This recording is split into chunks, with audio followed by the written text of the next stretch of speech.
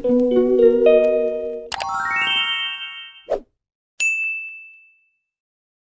বাজে, বরণ করতে যাচ্ছি, এসে খাওয়া দাওয়া করবো।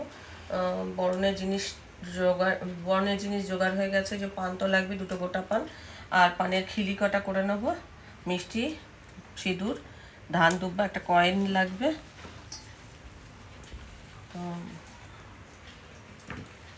এখন বরণ করতে যাচ্ছি।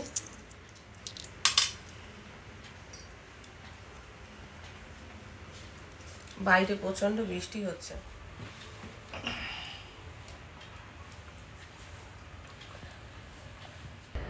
এখন আমি পুজো মণ্ডপে চলে এসেছি, আর দেখো বাইরে কি বৃষ্টি হচ্ছে। বেশি একটা লোক ছিল না, একদম ফাঁকা ফাঁকা ছিল।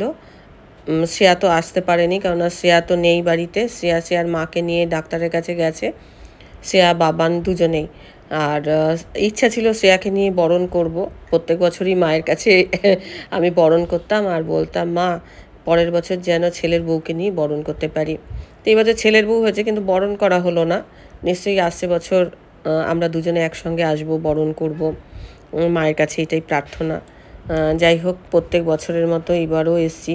পায়ে অনেক ব্যথা, তা সত্ত্বেও ওই একজনের কাঁধে ভর দিয়ে তারপরে উপরে উঠলাম। আমাদের বাড়ির সামনেটা তো জল জমে না, কিন্তু বড় রাস্তার উপরে এসে দেখি অনেকটা জল। আমার কথা বাইকে করে নিয়ে এসছে, মানে ছাতা মাথায় দিইনি, মাথার মধ্যে কাপড় দিয়ে তারপরে চলে এসেছি। আর এই সময়টা একটুখানি ধরো ঝিরঝির করে বৃষ্টি পড়ছে, খুব জোরে বৃষ্টিটা হচ্ছে না, কিন্তু বৃষ্টি পড়ছে। বরণ বিশেষ করে আমি বিকেলের দিকেই করি, কিন্তু অনেকটা দূরে যেতে হবে, আর এটা আমার বাড়ির কাছের পুজো। সেই জন্য আমি একদম সকাল সকাল আর কি আসবো কি আসবো না, আসবো কি আসবো না, এরকম করে ভাবলাম যে না, কাছাকাছি এখানেই বরণ করে নিই। আর ওরা যখন আমি অষ্টমীর অঞ্জলি দিতে এসেছিলাম, তখন জিজ্ঞাসা করে গেছিলাম যে কখন বরণ হবে। তখন বলেছিল যে 12টার পর থেকে বরণ হবে, আর 1টা-1:30টার মধ্যে বিসর্জন হয়ে যাবে। ওই ভেবে আর কি এসছি। তবে 1টা-1:30 কেন, এখন মানে আমি প্রায় 1:30টার সময় এসছি। একটু ভিজেও গেছি। কালকে তো আমরা শ্রেয়াদের বাপের বাড়িতে গেছিলাম, আর এসছি একটু রাত্রি করে। তারপরে শ্রেয়া বেরিয়ে গেছে ওর মাকে নিয়ে। যাই হোক, এই হচ্ছে ব্যাপার। তো চলো, এখন এই বরণ করে ঘরে যাব, তারপরে খাওয়া দাওয়া সারবো। বিকেলে যদি ঠাকুর দেখতে বেরোই তো বেরোবো, কেননা এবছর সেরকমভাবে ঠাকুর দেখা আমার হয়নি। এবছরটা আমি আমার ছেলের বউকেই সুযোগ দিয়েছি। মনে মনে ভেবেছি ওরা ঘুরুক, এতেই আমার শান্তি। আর নিজে এই বছরটা একটু কমই বেরিয়েছি, না হলে আমার কথা প্রত্যেক বছর মানে আমাকে নিয়ে ঠাকুর দেখবে।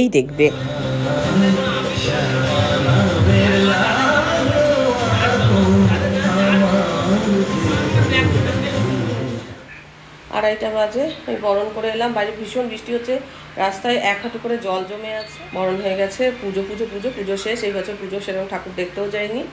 আর ওই কালকে একটুখানি শ্রেয়াদের গ্রামের বাড়িতে গেছিলাম, আর একদিন বেরিয়েছিলাম, কাপড় টাপড় কিছুই পরা হয়নি। যাই হোক, পুজোতে বৃষ্টি টিষ্টি ছিল না। পুজো 1টা-1:30টার মধ্যে বরণ করে ঠাকুর বিসর্জন হয়ে যাওয়ার কথা ছিল। তারপরে আমি তাড়াতাড়ি করে খাওয়ার আগে গিয়েই করে এলাম, ফাঁকাই ছিল একদম। যাই হোক, এবার খাওয়া দাওয়া করবো, আর চলো ক্লাসটা সেরে নিই। শুভ সন্ধ্যা বন্ধুরা, এখন ঘড়ির কাঁটায় 10:15 বাজে। আমরা দুজনে রেডি হয়ে নিয়েছি। আজকে বিজয়া দশমী, সকলকে বিজয়া দশমীর অনেক অনেক শুভেচ্ছা জানাই। আর বাবা না শ্রেয়া তো বাড়িতে নেই।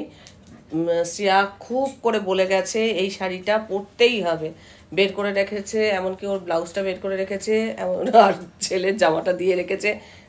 বাবার এতগুলো জামা হয়েছে, তাও এই জামাটাই পরতে হবে। সেই জন্য আমরা আজকে এই জামাটা পরেছি, এই শাড়িটা পরেছি। তোমরা হয়তো অনেকেই বলবে দিদি মানাচ্ছে না বা কিছু। যাই হোক, ও ভালো, ওদের বাড়ি থেকে দিয়েছে, ভালোবেসে আমাকে মানে ব্লাউজ বের করে দিয়ে গেছে। না পরলে হবে না, পরতেই হবে। আমরা সেরকমভাবে পুজোতে ঠাকুর দেখতে যাইনি, আজকে ঠাকুর দেখতে যাচ্ছি। আজকে আমরা যাচ্ছি হচ্ছে চাটনিকলে। এই কয়েকদিন ওরা বাইকটা রিজার্ভ করে রেখেছিল, কিন্তু তেলও নেই বাইকে। আর আজকে বিজয়া দশমী, এসেও নেই, পাম্পও বন্ধ। এবার দেখা যাক আমরা গাড়ি ঠেলতে আসি নাকি গাড়ি চালিয়ে একবারে। গাড়ি আমাদের কি করবে কি জানো, হ্যাঁ। তো চলো সেটা অপেক্ষায় ঠাকুর দেখতে যাই। চলো, যাচ্ছি যে বেশ ঠান্ডা ঠান্ডা হাওয়া দিচ্ছে, বলো হাওয়াটা বেশ ঠান্ডা ঠান্ডা লাগে। ওরা বাড়িতে নেই বলে আমাকে সব একা একা করতে, একা একা ঘুরতে বেরিয়েছি। আমরা এখন চাটনি কলে ঠাকুর দেখতে যাচ্ছি।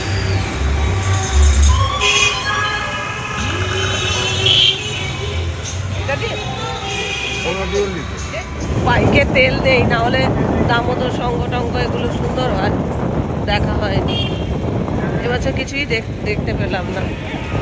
ঠিক আছে, বাবানরা দেখেছে, এটাই আনন্দ। ওরা বাবান সুযোগ পায় না, তার উপর প্রথম বছর ওরা দুজনে খুব ঠাকুর দেখেছে, খুব আনন্দ করেছে, এটাই আমাদের আনন্দ। ওরা সব এগুলো দেখে গেছে।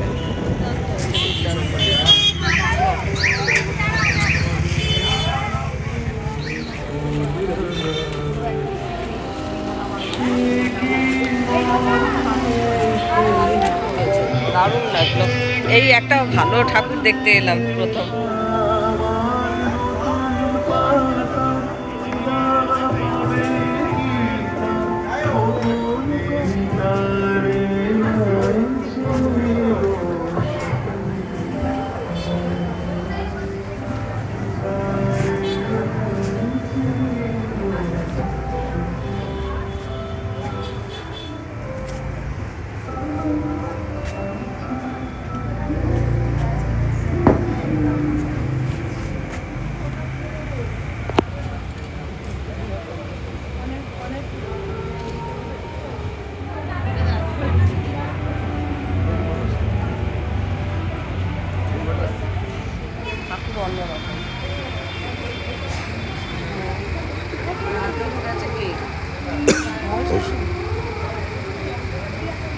তাই হবে,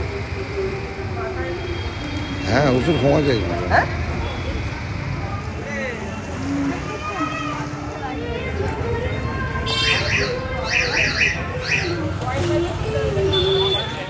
প্যান্ডেল খুব ভালো লাগলো।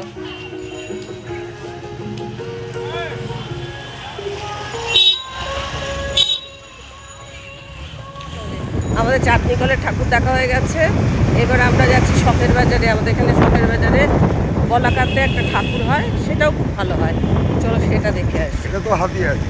হ্যাঁ, এটার সামনেও হাতি আছে। ও এটার সামনেও হাতি আছে। ও আচ্ছা, আমরা খালি আজকে হাতি দেখবো। চলো, বলাকার ঠাকুর দেখতে এসছি। তুমি আগে দেখেছেন? আমি দেখেছি, বললাম তো হাতি করেছি, বাবা ফোন করেছি।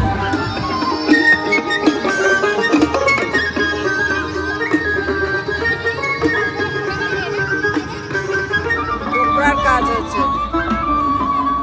এত সুন্দর ডোকরার কাজ হয়েছে কি বলবো, দারুণ দারুণ দারুণ লাগছে, মানে আমি বলে বোঝাতে পারবো না।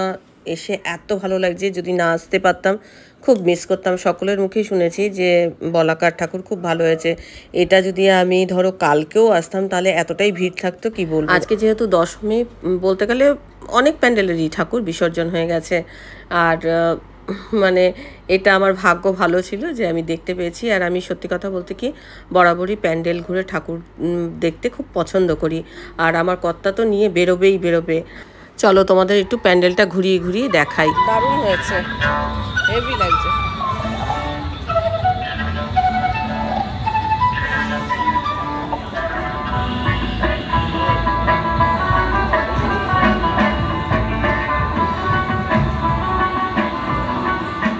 ফোক গানের সাথে বাংলার ঐতিহ্য ডোকরা দুটো খুব এনজয় করছি। তোমরা জানোই যে আমি আমার কর্তা দুজনেই ফোক গান শুনতে ভীষণ পছন্দ করি, আর সেটা আর কি চাক্ষুষ দেখতে পাচ্ছি, সঙ্গে ফোক গান চলছে।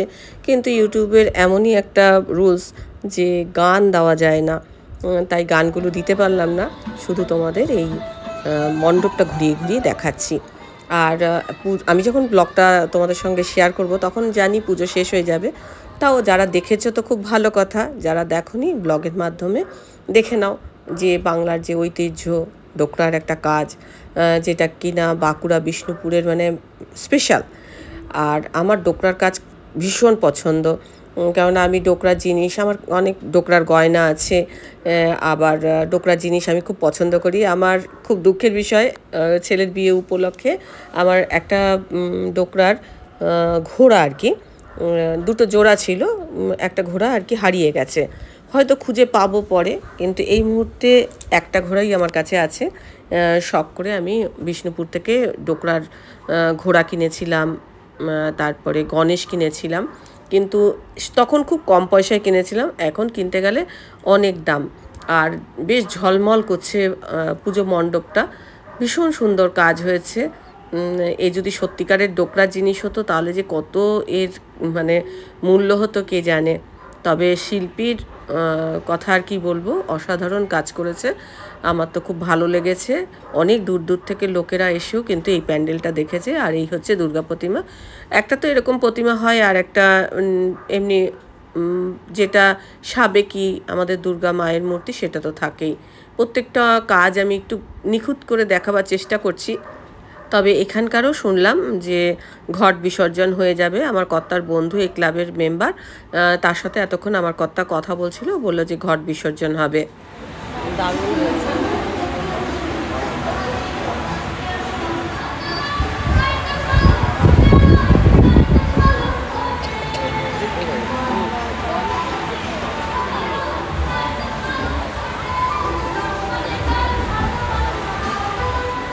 পুজো শেষ, বিসর্জন হয়ে গেছে, অর্ধেক মানে প্যান্ডেল বড় বড় কিছু প্যান্ডেল, হ্যাঁ বড় বড় কিছু ঠাকুরগুলো আছে, সেগুলোই দেখতে বেরিয়েছি।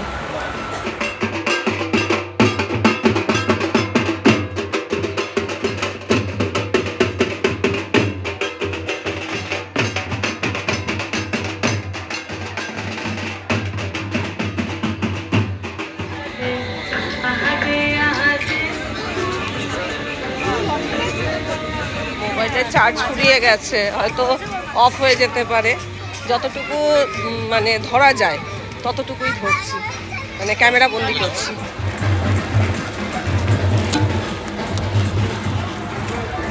আমাদের এখানেও কিন্তু খুব ভালো ভালো পুজো হয়, মানে দুটো পুজোই দেখলাম, দুটোই ভালো। পুজো শেষ হয়ে গেল, সকলকে বিজয়া দশমীর অনেক অনেক শুভেচ্ছা জানিয়ে আজকে ব্লগটা শেষ করছি। বড়দের প্রণাম আর ছোটদের অনেক অনেক ভালোবাসা জানাই। আর ব্লগটা দেখে ভালো লাগলে অবশ্যই একটা লাইক দিও, প্রচুর প্রচুর শেয়ার করো। আমার চ্যানেলটা ভালো লাগলে অবশ্যই সাবস্ক্রাইব করে আমার পাশে থেকো। আজকের পর্বটা আমি এখানে শেষ করছি, দেখা হবে নতুন একটা পর্ব নিয়ে, নতুন কিছু নিয়ে। ততক্ষণের জন্য টাটা।